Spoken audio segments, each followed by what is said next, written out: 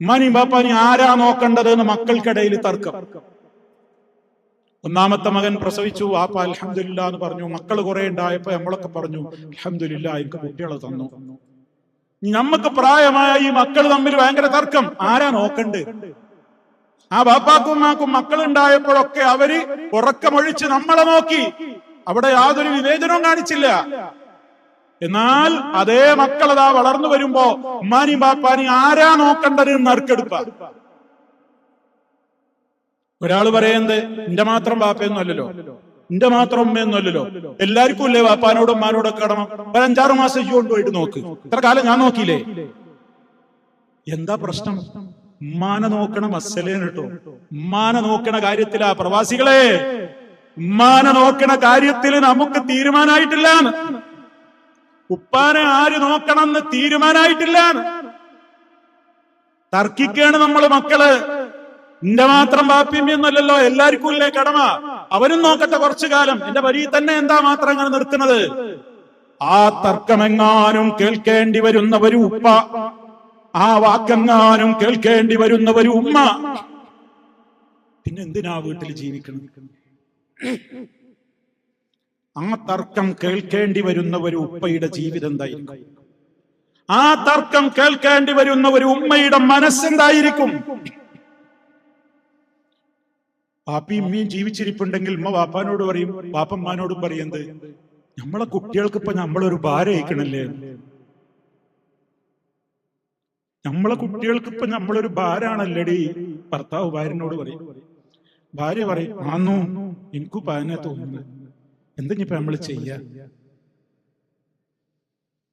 മക്കള് വാപ്പാനി ഇമ്മാനിട്ട് തട്ടാണ്. ആ പരിയിൽ പോയി പത്തീസ് അവിടെ, പത്തീസ് അവിടെ, പത്തീസ് അവിടെ, നമ്മൾ തീരുമാനിക്കാണ്. എന്തിനാ പ്രിയപ്പെട്ടവരെ ഈ തർക്കം? നോക്കുന്നവർക്ക് കിട്ടുന്ന ഏറ്റവും വലിയ ഗിഫ്റ്റ് അല്ലടോ അത്. എന്തിനാ മറ്റുള്ളവര് നോക്കണുണ്ടോ നോക്കണ്? അവന്റെയും ബാപ്പല്ലേ, അവന്റെയും ഉമ്മല്ലേ, അവനാ ചിന്തിക്കേണ്ടത്. നീ എന്തിനാ ആര് നോക്കുന്നത്? നീ ചിന്തിക്ക്, എനിക്കെന്റെ ബാപ്പാനെ നോക്കാൻ അവസരമുണ്ടോ? എനിക്കെന്റെ ഉമ്മാനെ നോക്കാൻ അവസരമുണ്ടോ? എന്റെ റബ്ബ് എനിക്ക് തരുന്ന ഗിഫ്റ്റാണത് നോർക്ക്. ആരെങ്കിലും വരുമ്പോ നീ ഞാൻ കുറച്ച് നോക്കിക്കോളാന്ന് പറയുമ്പോ വിഷമത്തോടെ വിട്ടുകൊടുക്കാൻ കഴിയണം നമുക്ക്. ഓന്റെയും ബാപ്പന്നല്ലേ, ഓന്റെ ഇമ്മന്നല്ലേ, ഓൻ ചോദിക്കുമ്പോ എങ്ങനെ ഞാൻ പറഞ്ഞയക്കാതിരിക്ക എന്നോർത്ത് നിങ്ങൾക്ക് വിടാൻ കഴിയണം.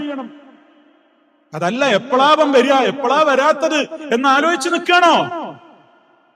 നമുക്കും വരുന്നുണ്ട് പിന്നില് മക്കളിട്ടോ, നമുക്കുണ്ട് വളർന്നു വരുന്നു ആ മക്കളും പെൺമക്കളും. നമുക്കും പ്രായമാവും, നമുക്കും പ്രായമാകും, നമ്മളെ മക്കളും തർക്കിക്കും. ഇതിന് വലിയൊരു പ്രശ്നം ഇതാണ്, ഇതിന്റെ ഒരു വലിയ വിഷയതാണ്. ഇത് വരമ്പത്തുനിന്ന് കൂലി കിട്ടുന്ന ഒരു പാപാണ്. മാതാപിതാക്കളെ കണ്ണീര് കുടിപ്പിച്ചവർക്ക് പരലോകത്തുള്ള ശിക്ഷ അതികഠിനമാണ്. പക്ഷെ അവിടേക്ക് എത്തുന്നതിന്റെ മുമ്പ് ദുന്യാവുന്നതിന്റെ ടെസ്റ്റ് ഡോസുകൾ കൊടുത്ത് അനുഭവിപ്പിച്ചിട്ടേ ഇവിടുന്നാണ് ജീവൻ പോക്കൂ. അള്ളാഹു കാത്ത് രക്ഷിക്കട്ടെ.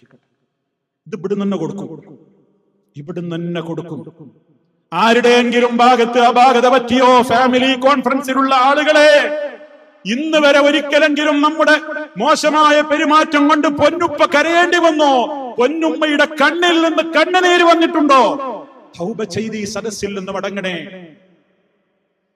ആ കണ്ണുനീര് തീയാണത്, ആളിപ്പടരും. അത് തീ കെടുത്തുന്ന കണ്ണുനീരല്ല, തീ ആളിക്കത്തിക്കുന്ന കണ്ണുനീരാണ്. ജഹന്നമാണ് ആ കണ്ണുനീർ. ജഹന്നമിലേക്ക് നമ്മളെ അത് എറിയുകയുള്ളൂ.